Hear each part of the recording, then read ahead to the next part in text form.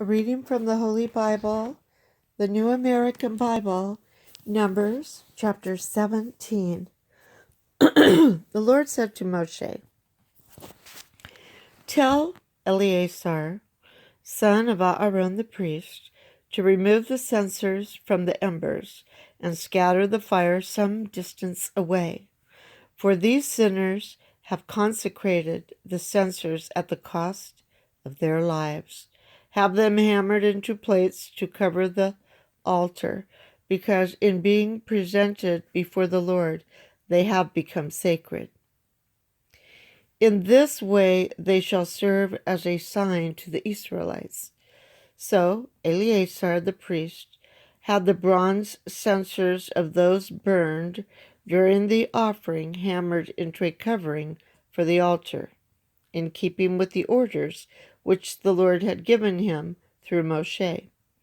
This cover was to be a reminder to the Israelites that no layman, no one who was not a descendant of Aaron, should approach the altar to offer incense before the Lord, lest he meet the fate of Korah and his band.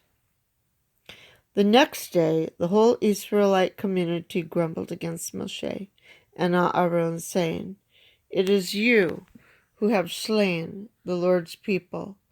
But while the community was deliberating against them, Moshe and Aaron turned toward the meeting tent, and the cloud now covered it, and the glory of the Lord appeared. Then Moshe and Aaron came to the front of the meeting tent, and the Lord said to Moshe and Aaron, "Depart from this community, that I may consume them at once." But they fell prostrate. Then Moshe said to Aaron, "Take your censer, put fire from the altar in it, lay incense on it, and bring it quickly to the community to make atonement for them. For wrath has come forth from the Lord, and the blow is falling." Obeying the orders of Moshe, Aaron took his censer and ran in among the community, where the blow was already falling on the people.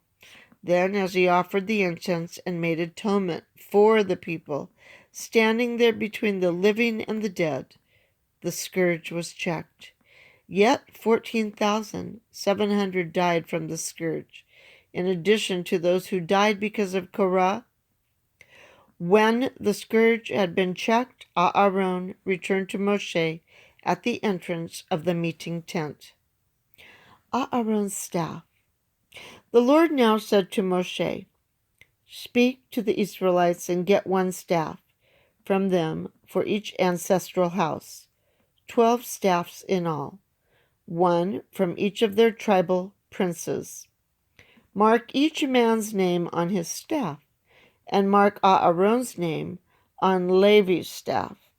For the head of Levi's ancestral house shall also have a staff.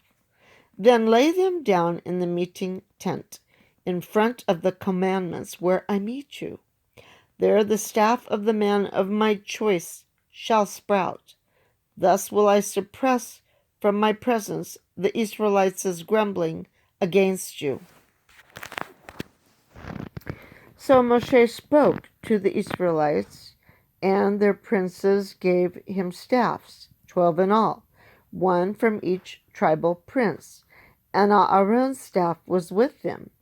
Then Moshe laid the staffs down before the Lord in the tent of the commandments.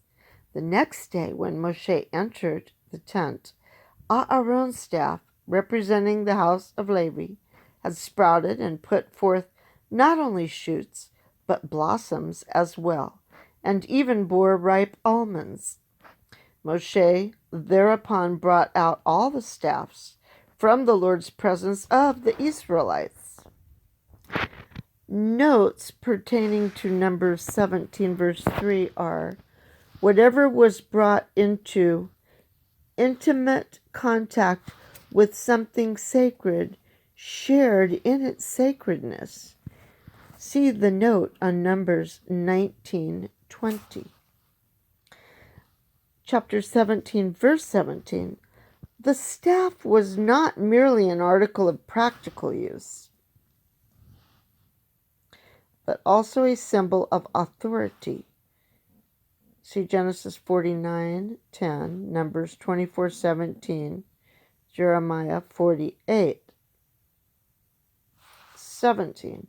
Hence, the staff of a leader of a tribe was considered the emblem of his tribe. In fact, certain Hebrew words for staff also mean tribe. Perhaps for this reason, to avoid confusion, the author here uses the term ancestral house instead of the ordinary word for tribe. And a note pertaining to chapter 17, verse 18, Levi's staff, or Levi's staff, is not clear whether this is considered as one of the 12 mentioned in the preceding verse, or as a 13th staff. Sometimes Levi is reckoned as one of the 12 tribes. For example, see Deuteronomy 27:12. But more often, the number 12 is arrived at by counting the two sub-tribes of Joseph, Ephraim and Manasseh, as distinct tribes. In this passage also, it seems probable that the tribe of Levi is considered apart from the other 12. Reading again, starting with verse 24, Moshe thereupon brought out all the staffs from the Lord's presence to the Israelites, after each prince identified his own staff and took it. The Lord said to Moshe, "Put back Aaron's staff in front of the commandments, to be kept there as a warning to the rebellious, so that their grumbling may cease before me. If it does not, they will die." And Moshe did as the Lord had commanded him. Charge of the sacred things. Then the Israelites cried out to Moshe, "We are perishing. We are lost. We are all lost. Every time anyone approaches the dwelling of the Lord, he dies. Are we to perish to the last man?" And there's one more note on chapter 17, verse 27. Logically, these two verses belong immediately after Numbers 16:35. That concludes the reading of Numbers, chapter 17, the word of the Lord.